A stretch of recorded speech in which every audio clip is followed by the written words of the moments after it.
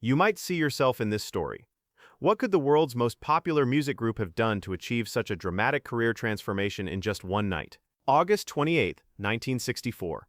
The sun was setting over Manhattan, painting the city in shades of gold and amber. In a luxury suite on the 12th floor of the Delmonico Hotel, four young men sat surrounded by the trappings of unprecedented success: room service trays, expensive champagne, telegrams from world leaders, and the crushing weight of being. They had conquered America in February. Shea Stadium was sold out. Ed Sullivan had made them household names, but success, they were discovering, could be its own prison. John Lennon stood by the window, watching the traffic below, feeling disconnected from the world that screamed his name. "We're like performing seals," he'd said to Paul earlier. "Same tricks, same applause, same emptiness afterward." Paul McCartney sat at the piano, playing the same chord progressions that had made them famous, but his heart wasn't in it. The melodies that once excited him now felt like chains. "We keep playing the same songs over and over," he'd confided to a friend. "We're like a music machine. This can't go on." George Harrison lay on the couch, his guitar resting against the wall, untouched. He'd been listening to Indian music, jazz, anything that wasn't the pop formula they'd perfected. "There has to be more to music than this," he kept telling himself. "There has to be."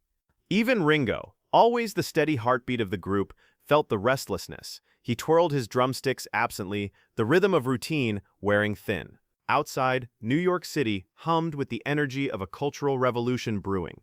Folk singers in Greenwich Village were singing protest songs. Jazz musicians were breaking every rule. And somewhere in that artistic underground, a 23-year-old poet named Bob Dylan was about to change everything. The Delmonico Hotel wasn't just any hotel. It was where the powerful stayed, where deals were made, where history happened quietly behind closed doors. The Beatles' suite was a fortress of luxury, protecting them from the madness outside, but also isolating them from the world they once knew. Al Aronowitz knew both worlds. A music journalist who moved between the mainstream and the underground, he understood what both Dylan and the Beatles represented. Dylan was authenticity, rebellion, the voice of change. The Beatles were phenomenon, perfection, the sound of youth itself. Bringing them together wasn't just introducing two artists, it was colliding two universes. That afternoon, Aronowitz had made the call. "Bob wants to meet you guys," he told Brian Epstein, the Beatles' manager. Brian was thrilled but nervous. Dylan had a reputation, brilliant but unpredictable. What if he said something cutting? What if he didn't like them? Meanwhile, downtown in Greenwich Village, Dylan was finishing his own afternoon. He'd been recording, writing, living in the artistic freedom that the Beatles could only dream of. No screaming fans, no corporate expectations, no pressure to be anything other than what he was. But Dylan had noticed the Beatles too. Not just their success, but their craft. The way they made complex harmonies sound effortless. How their melodies stuck in your head for days. Dylan respected craftsmanship, and whatever else the Beatles were, they were craftsmen. The contrast couldn't have been starker.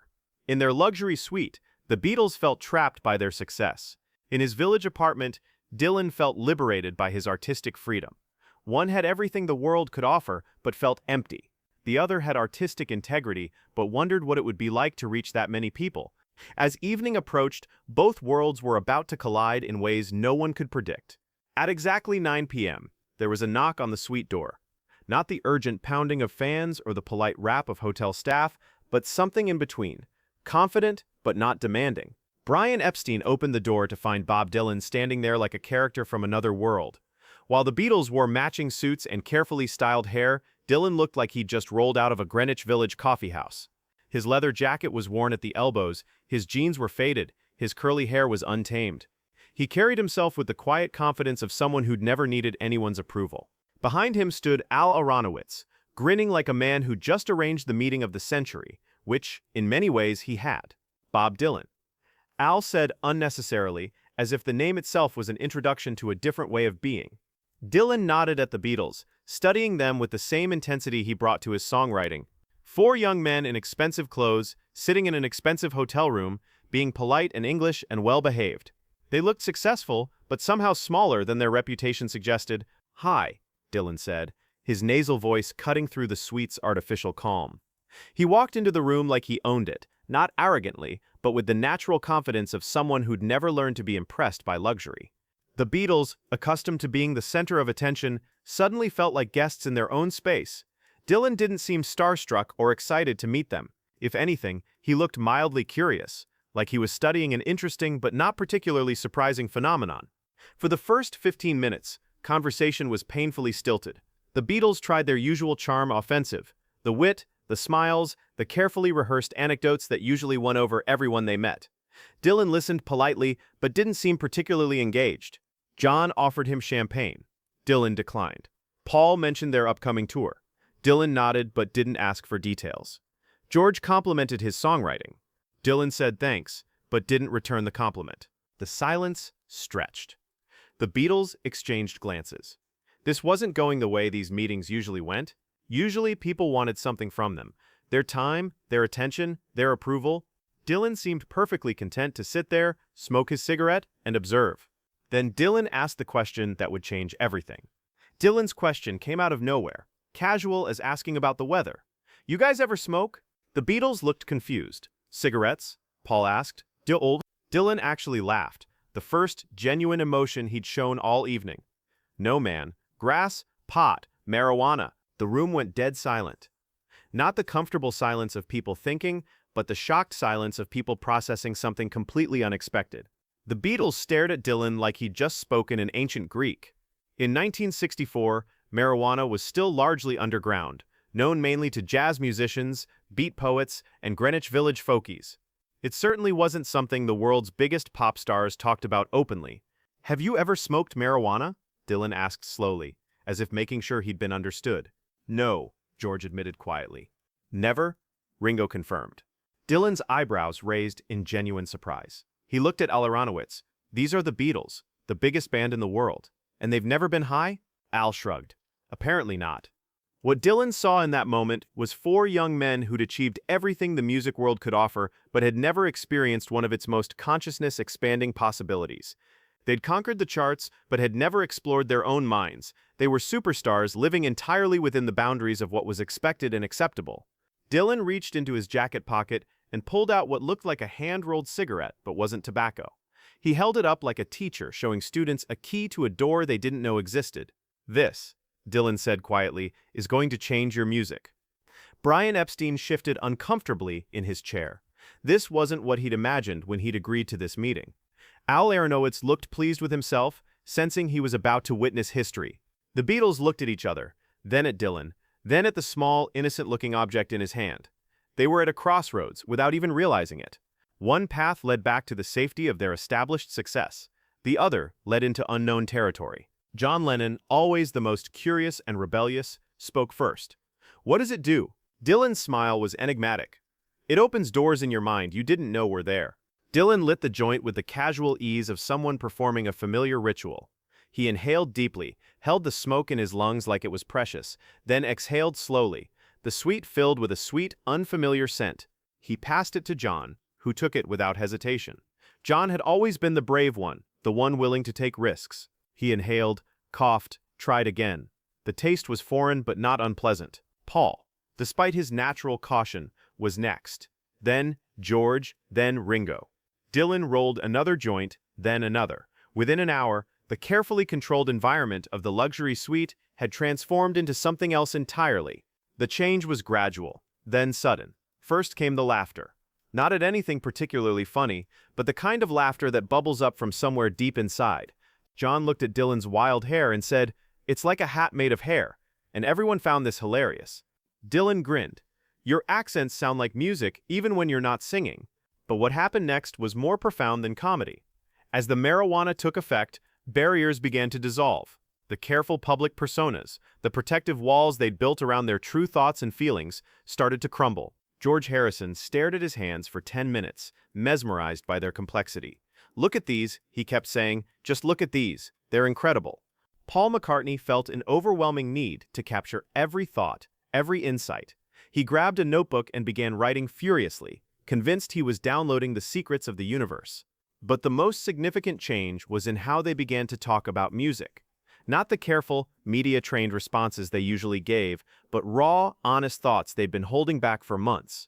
For the first time in their careers, the Beatles began to speak about their art without filters, without fear, without the constant awareness of how their words might be interpreted by the press or their fans. "I'm so tired of singing about holding hands," John confessed, his usual wit replaced by stark honesty. "I want to write about real things.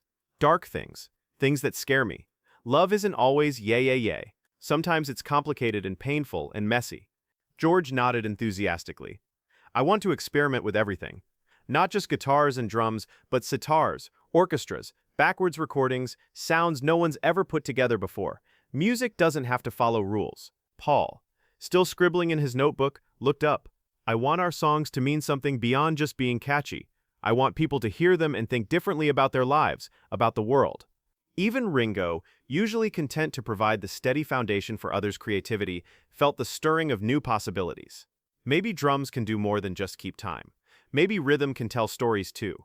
Dylan listened to all of this with growing amazement. These weren't the manufactured pop stars he'd expected to meet.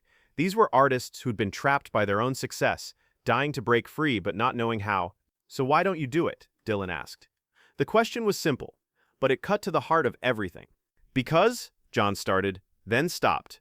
"Because, I don't know. Because the Beatles don't do that kind of thing?" "Who says the Beatles don't do that kind of thing?" Dylan challenged. "You're the Beatles, you can do whatever you want. That's what being the Beatles should mean." This statement hung in the air like a revelation. You can do whatever you want. It seemed so obvious when Dylan said it, but none of them had ever really believed it.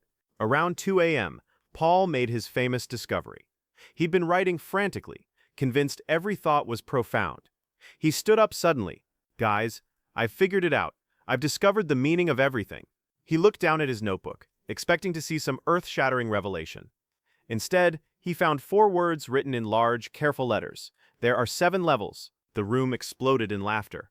Even Paul joined in, realizing the absurdity of thinking he'd solved the mysteries of existence while high, but Dylan's expression was thoughtful. "Maybe you did figure something out," he said. "Maybe there are 7 levels, 7 stages of becoming who you're supposed to be." The changes didn't happen overnight. The Beatles didn't walk into the studio the next day and record Sgt. Pepper's. But something fundamental had shifted. A door had been opened that could never be closed. Within months, the transformation became audible. "Help," in 1965, wasn't just a pop song. It was John's genuine cry for assistance in dealing with the pressures of fame. "You've Got to Hide Your Love Away" bore Dylan's clear influence in its introspective lyrics and acoustic arrangement. But the real proof came with Rubber Soul in December 1965. George's sitar on Norwegian Wood brought Indian music into the mainstream for the first time. "In My Life" reflected on memory and mortality with a sophistication that would have been impossible before that night at the Delmonico. "Girl" explored sexual desire with a frankness that shocked their teenage fanbase. Music critics immediately recognized that something had changed. This wasn't the same Beatles who'd sung "I Want to Hold Your Hand." These songs had depth, complexity, artistic ambition that went far beyond commercial appeal.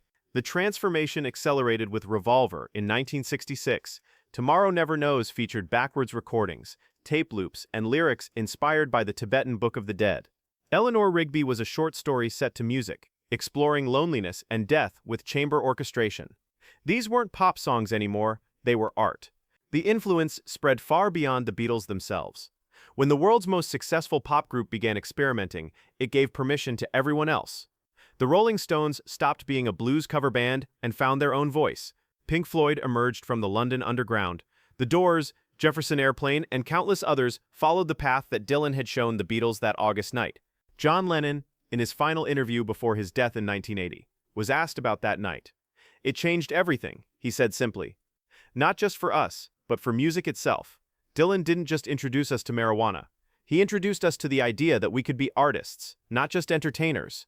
Paul McCartney, decades later, was more specific. "Before that night, we wrote songs to please people. After that night, we wrote songs to express ourselves." The difference was everything. Bob Dylan, characteristically, downplayed his role. "I didn't change the Beatles," he said. "They were always going to evolve. I just happened to be there when it started." But the evidence speaks otherwise. That night at the Delmonico Hotel didn't just change 4 young musicians from Liverpool. It changed the trajectory of popular music itself. The psychedelic era, the concept album, the idea that rock music could be high art, all of it can be traced back to a Greenwich Village folk singer sharing a joint with the world's biggest pop stars. "There are 7 levels," Paul had written in his drug-addled state. Maybe he was right.